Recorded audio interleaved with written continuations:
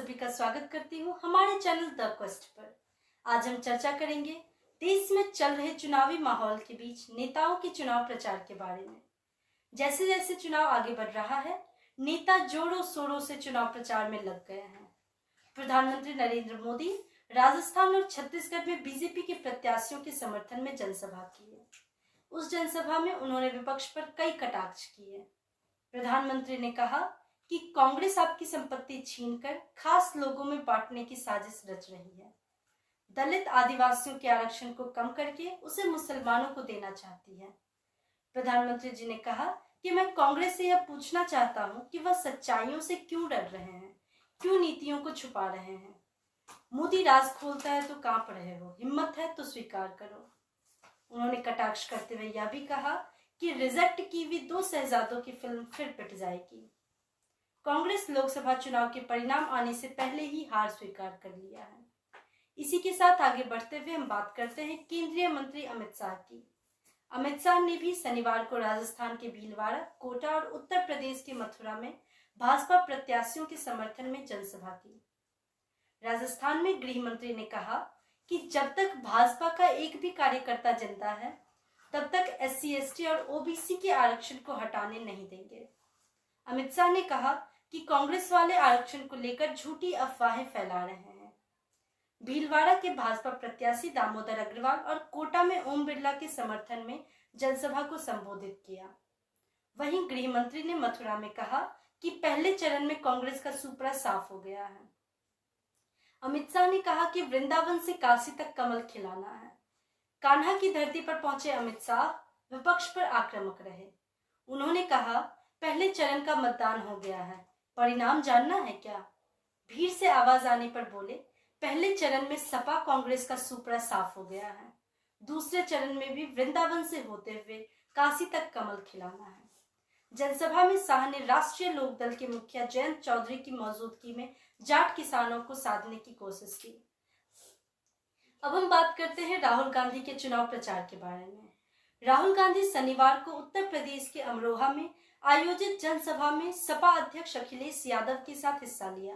वहां राहुल गांधी ने कहा कि देश में भ्रष्टाचार का स्कूल चला रही है मोदी सरकार। राहुल गांधी ने सोशल मीडिया पर कांग्रेस के नए विज्ञापन का वीडियो साझा कर इलेक्शन बॉन्ड के मुद्दे पर बात करते हुए भाजपा पर निशाना साधा। राहुल गांधी ने पोस्ट किया कि नरेंद्र मोदी देश में भ्रष्टाचार का स्कूल चला रही है, जहां करप्शन साइंस विषय के तहत चंदे का धंधा समेत हर चैप्टर वहां प्रधानमंत्री खुद डिटेल में पढ़ा रहे हैं।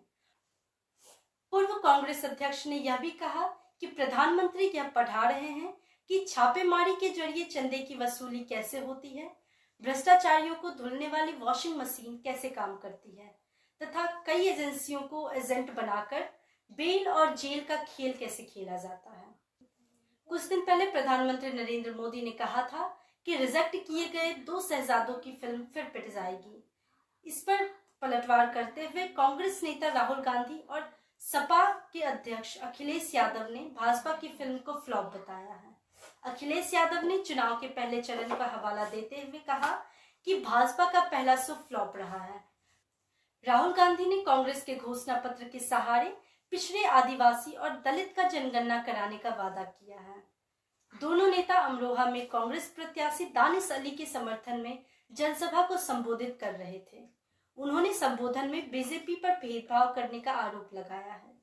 अखिलेश यादव भी बीजेपी पर तीखे वार करते हुए उन्होंने कहा कि प्रधानमंत्री जी की झूठी कहानियां कोई सुनना नहीं चाहता। यूपी वाले ढोल नगाड़े से विदाई भी करते हैं। कांग्रेस नेता प्रियंका गांधी ने भी बीजेपी पर निशाना साधते हुए कहा, प्रियंका गांधी ने आरोप लगाए हैं कि बीजेपी एक फांसीवादी, नस्लवादी और दमनकारी सरकार है, जो स्वतंत्रता सेनानियों के खून से लिखे गए संविधान को बदलने की बात करती है, वो भी अभिमान के साथ करती है। प्रियंका गांधी ने यह आरोप लगाया है कि पीएम मोदी महिलाओं के अधिकारों के लिए लड़ने का बात करते हैं, लेकिन उनकी सरकार दुष्कर्मियों को बचा रही है। नीतियों को तो प्रधानमंत्री के मित्रों को लाभ पहुंचाने के लिए बनाई जा रही है। जनता को बेरोजगार, गरीबी की तरफ धकेला जा रहा है। नेताओं का तो एक दूसरे पर आरोप प्रत्यारोप चलता रहेगा। हमें यानी कि जनता को यह निर्णय लेना है कि हमें कैसा नेता चाहिए। आखिरकार हमारे वोट ही इस देश की तकदीर बदलेंगे। द क्वेस्ट में हमारे साथ जुड़ने के लिए धन्यवाद।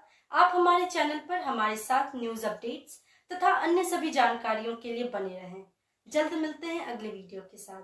धन्यवाद।